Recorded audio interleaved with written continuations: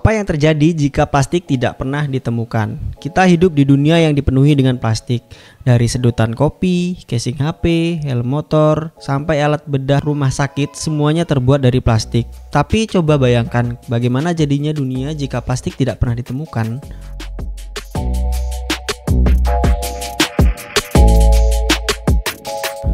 Bab 1. Asal-usul plastik. Plastik pertama kali ditemukan bukan karena alasan komersil, tapi karena krisis lingkungan. Jadi, di abad ke-19, bola biliar terbuat dari gading gajah.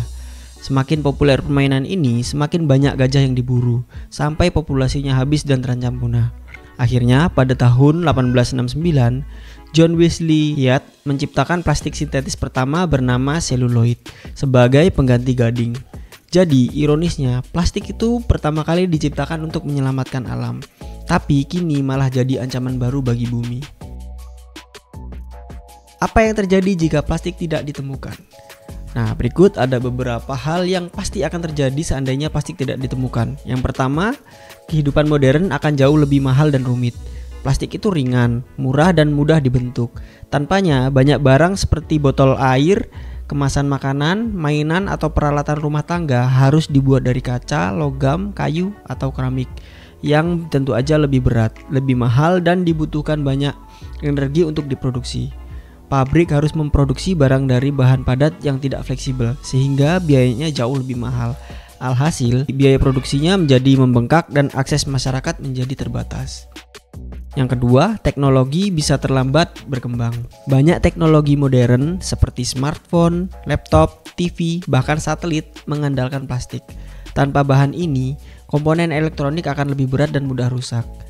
Mobil dan pesawat akan lebih berat, boros bahan bakar, dan juga lebih mahal. Peralatan listrik dan komunikasi mungkin tidak akan tersebar luas seperti sekarang. Bayangkan roket luar angkasa tanpa bahan ringan seperti plastik. Mungkin eksploitasi angkasa tidak akan sejauh sekarang. Yang ketiga, industri medis akan terhambat. Tanpa plastik, dunia medis akan kesulitan menyediakan jarum suntik sekali pakai, selang infus, peralatan bedah steril, serta kemasan obat dan alat laboratorium. Plastik memungkinkan alat medis diproduksi secara massal, steril, dan juga hemat biaya. Tanpanya, resiko infeksi bisa meningkat dan biaya pengobatan akan menjadi jauh lebih mahal. Yang keempat, lingkungan menjadi lebih bersih dan juga sehat. Nah, sisi positifnya, tanpa plastik, kita tidak akan menghadapi masalah seperti sampah plastik yang tidak bisa terurai selama ratusan tahun, mikroplastik di laut dan makanan, hewan laut mati karena menelan plastik, serta gunungan sampah di TPA dan sungai tersumbat. Lingkungan bisa jauh lebih bersih dan krisis iklim bisa sedikit menjadi lebih ringan. Yang kelima, kreativitas manusia bisa berkembang lebih alami. Tanpa plastik, manusia mungkin akan mengembangkan alternatif alami dengan lebih serius sejak dulu. Misalnya kemasan dari daun, bambu, atau kulit pohon, alat rumah tangga dari logam dan juga kayu, sedotan dari jerami atau kertas, tas dari kain ataupun serat alami. Dengan keterbatasan bahan, manusia akan lebih kreatif dan sadar akan keberlanjutan.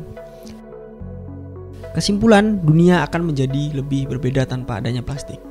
Plastik mungkin mempercepat kemajuan peradaban. Tanpanya, dunia mungkin akan berkembang lebih lambat, tapi akan menjadi lebih bersih. Mungkin manusia akan lebih menghargai alam, lebih kreatif, dan lebih ramah lingkungan. Tapi pada saat yang sama, banyak inovasi tidak akan terjadi seperti yang kita nikmati sekarang. Yang pasti, plastik bukanlah musuh. Cara kita menggunakannya yang perlu kita evaluasi.